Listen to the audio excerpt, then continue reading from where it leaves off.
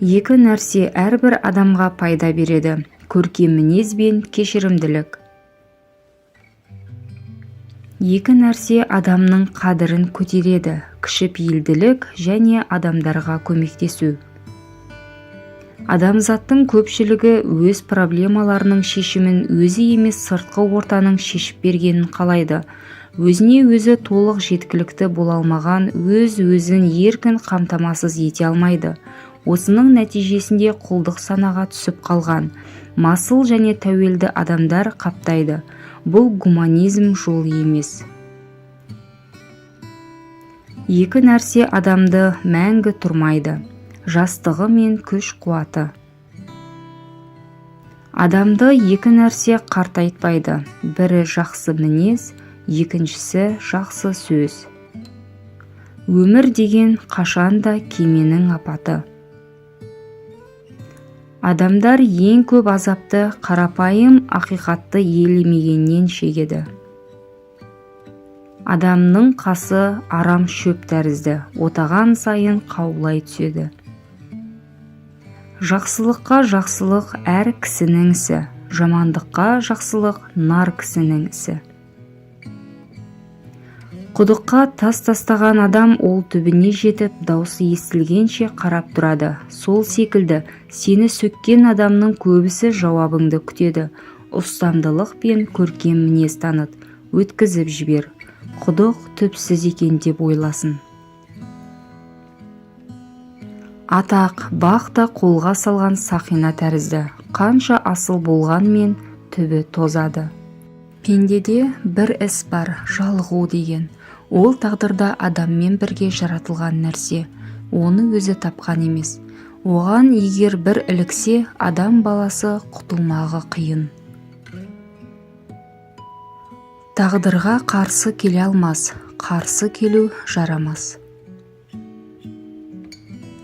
Сөзіңді түзе, әдетіңе айналады. Әдетің мінезіңе айналады. Мінезің сенің тағдырың. Көңілі жұмсақ адамның күрмеуін тағдыр шешеді. Барлық адамның тағдыры бір жерде түйіседі. Құл да өледі, қожайын да өледі. Бүйтерін кім біліпті бұл жалғанның, сендім де ал дегенін қабыл алдым. Жолымнан жауыз тағдыр жаңылдырды. О дүние-ай, мезгілімнен қапы қалдым.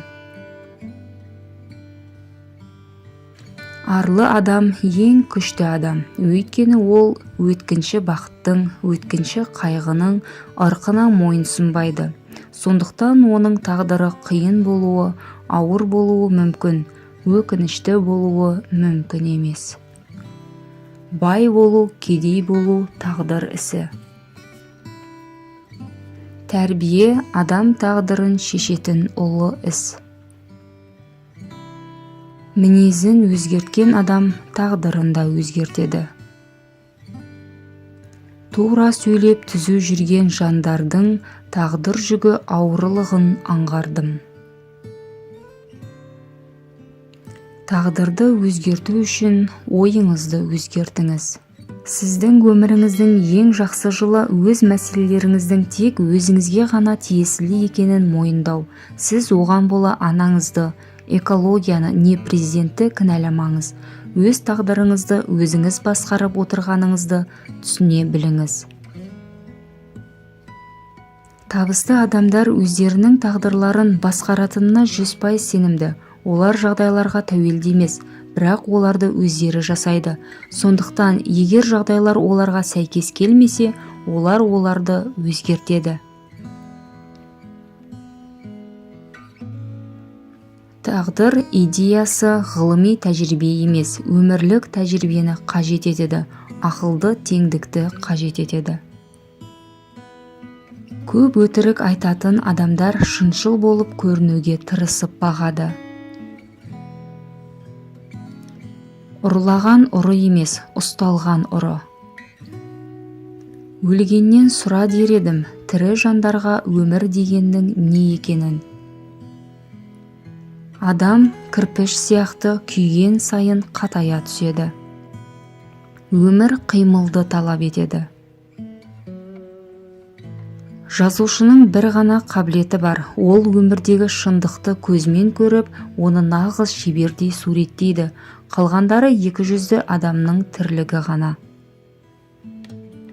Еңбекпен табылған тамақ тәтті әрі сіңімді болады. Нәпақа табам деп өмір сүруді ұмытып кетпе. Өмір шыңға шыққанмен бірдей. Асықпай шығасың, зымырап түсесің. Көп сөйлеген мылжың шын сөзді аз айтады. Егер балалар бірдемені түсінбейтін болса, онда оқытушы оларды кінәлауға тиісті емес, оларға түсіндіре алмай отырған өзін кінәлауға тиіс. Әр нәрсенің сыртына қызықпа, асылы ішінде. Каналымды жоғалтып алмауыңыз үшін арнама жазылып өтіңіз. Сіздің әрбір қолдауыңыз мені шабыттандыра түседі. Комментарияға өз пікіріңізді қалдыруды ұмытпаңыз.